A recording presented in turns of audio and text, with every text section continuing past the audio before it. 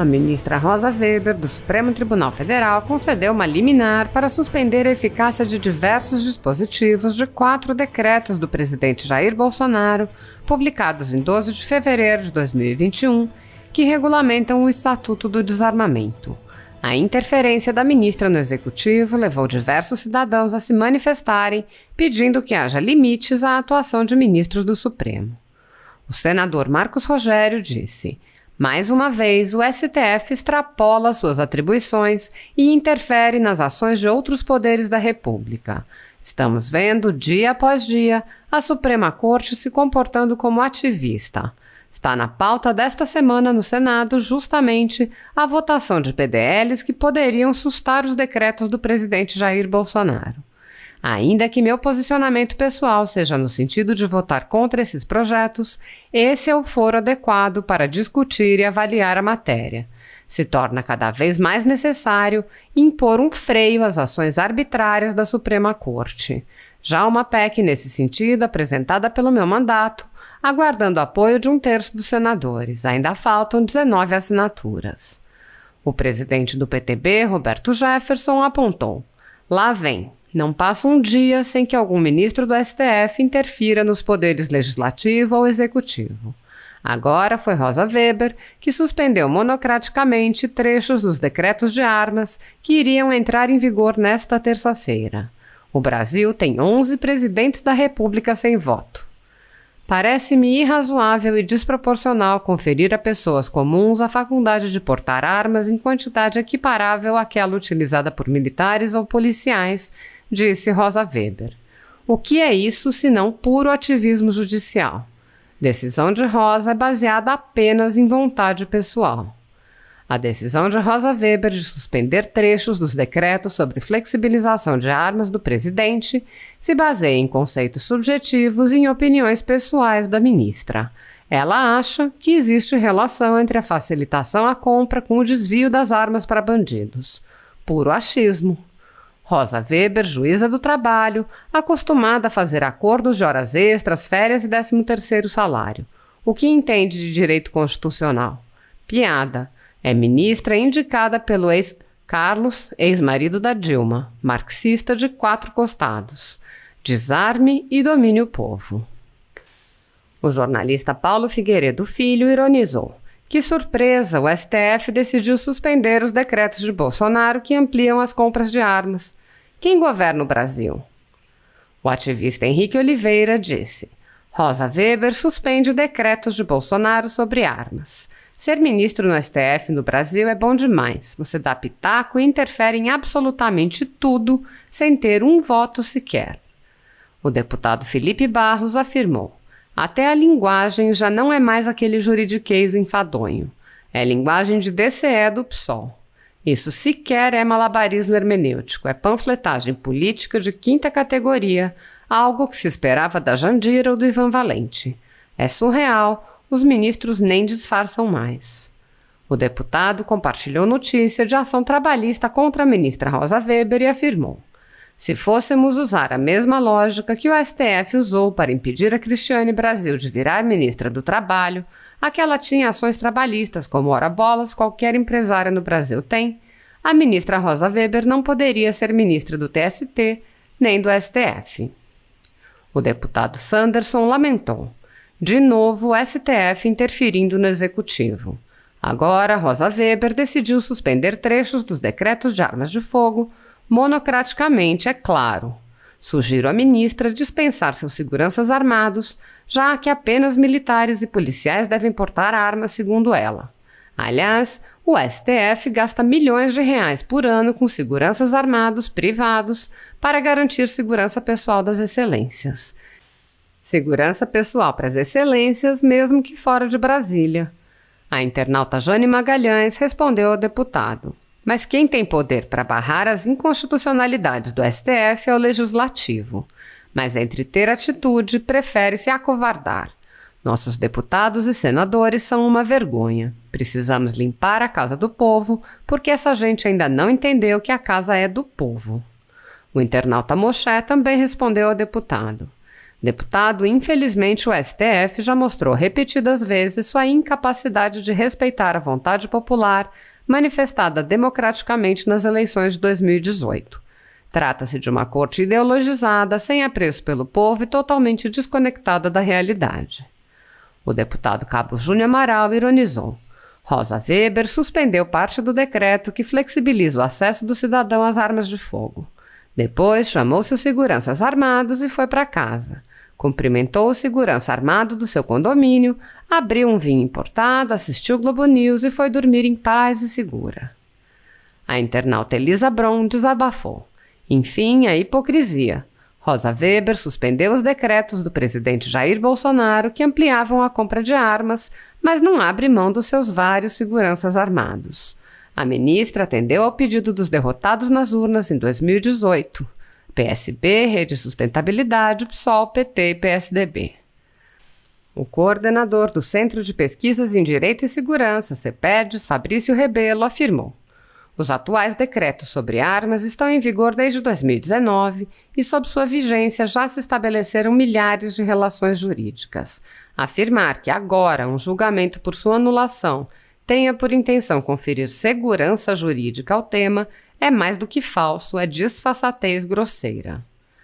O senador Cajuru protagonizou uma das passagens mais vexatórias da atividade parlamentar ainda em 2019, quando disse que votaria sobre o decreto de armas de acordo com o que seus eleitores quisessem, os consultou e em seguida votou no exato oposto.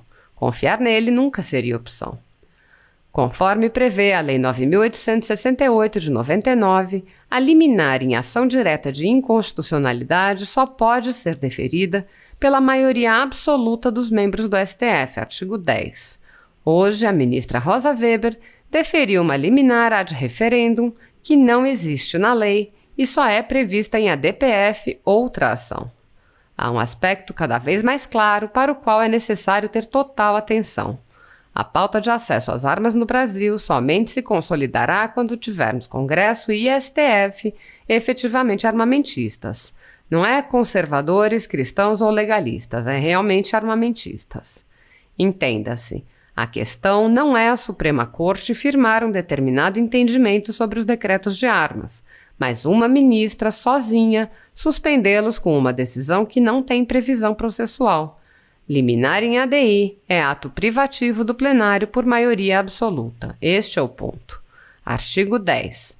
Salvo no período de recesso, a medida cautelar na ação direta será concedida por decisão da maioria absoluta dos membros do tribunal, observado o disposto no artigo 22, após a audiência dos órgãos ou autoridades dos quais emanou a lei ou ato normativo impugnado.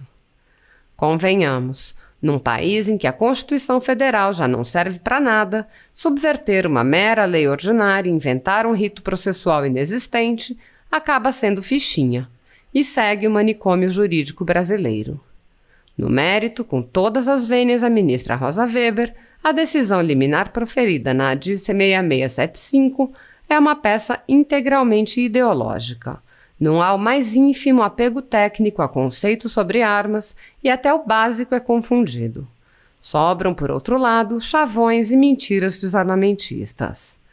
Em defesa dos decretos de armas, a AGU precisa de logo suscitar como questão de ordem o deferimento de liminar em ADI ad referendum do plenário, pois isso não tem previsão legal. É um verdadeiro drible para suspender as normas antes do tempo e com um só voto. Vou resumir de modo simples o que disse antes. As leis atuais não importam mais. Querem ter acesso às armas, votem apenas em parlamentares armamentistas e em um presidente que nomeie julgadores assim para a Suprema Corte. Sem isso, jamais será feito. Precisa-se com urgência de jurista com notório saber jurídico e reputação ilibada que seja terrivelmente armamentista. Início do contrato em julho. Como tem dito há alguns meses, venho trabalhando na elaboração de propostas legislativas que deem ao Congresso Nacional legítimos instrumentos de controle dos excessos do Poder Judiciário. Não é possível que nossa República continue sem um adequado funcionamento do sistema de freios e contrapesos. Indispensável para que haja uma verdadeira tripartição de poderes. Temos assistido a uma supremacia de um poder em relação aos demais. O presidente da República pode ter sustado os efeitos de seus atos pela decisão de um ministro do Supremo Tribunal Federal. As duas casas do Congresso Nacional, a Câmara e o Senado, passam meses debatendo e votando uma reforma. E um ministro do Supremo, com uma canetada só, pode suspender seus efeitos na extensão que entender cabível. Ou seja, Executivo e Legislativo são drástica e dramaticamente controlados pelo Supremo Tribunal Federal, enquanto que ele, o STF, parece não poder ter seus atos sequer analisados à luz da Constituição Federal. Isso não é democracia. Isso não é tripartição de poderes. Isso não é sistema de freios e contrapesos. E mais, o Supremo pode instaurar um inquérito, ordenar buscas e apreensões e prisões em flagrante violação ao sistema acusatório, e isso ainda é tido como constitucional por 10 de seus ministros. O país inteiro assiste estupefato à violação de regras constitucionais básicas e ninguém pode fazer nada. Os prejudicados resolveram recorrer a um órgão internacional, a Corte Interamericana de Direitos Humanos. Ou seja, chegamos ao ponto de admitir que não temos no ordenamento jurídico brasileiro um correto funcionamento do sistema de freios e contrapesos. Precisamos buscar socorro no exterior. Aqui existem freios sim, e muitos, mas somente para o Executivo e Legislativo. Mas não existem freios para o Judiciário. Existe a figura do impeachment de ministros, mas isso não é o mesmo que freio ou contrapeso em relação ao Poder Judiciário. Enquanto o Supremo e todo o Judiciário exercem corretamente a autocontenção, ou seja, enquanto reconhecem e respeitam os limites postos pela Constituição, não é preciso cogitar qualquer controle externo. Mas quando esses limites são rompidos, a Constituição Federal precisa prever mecanismos de contenção, porque o poder pertence ao povo, à nação brasileira, e não ao presidente da República, aos congressistas ou aos ministros do Supremo. Todo o poder emana do povo. É o que proclama a Constituição Federal. No inciso 5 do seu artigo 49, a Constituição diz que o Congresso Nacional tem competência para sustar atos exorbitantes do Poder Executivo, mas nada diz sobre o Poder Judiciário. Isso não é razoável. Por causa disso, apresentei no dia 25 de junho uma proposta de emenda à Constituição a fim de garantir ao Congresso Nacional o poder de sustar atos e decisões também do Poder Judiciário, quando extrapolar sua competência e invadir atribuições dos demais poderes e instituições da República. Não queremos, obviamente, limitar as competências constitucionais do Supremo, mas impedir que o Judiciário continue sendo um superpoder. Assim como o Executivo e o Legislativo, o Supremo também precisa estar sujeito a controle para que não extrapole suas competências. A PEC que apresentei precisa de 27 assinaturas para tramitar. Quero agradecer aos senadores que já assinaram: senador Everton, Girão, Omar Aziz, Lucas Barreto, Eumano Ferrer, Haroldo de Oliveira e Zequinha Marinho. E pedir que os demais senadores apoiem para que possa entrar em tramitação.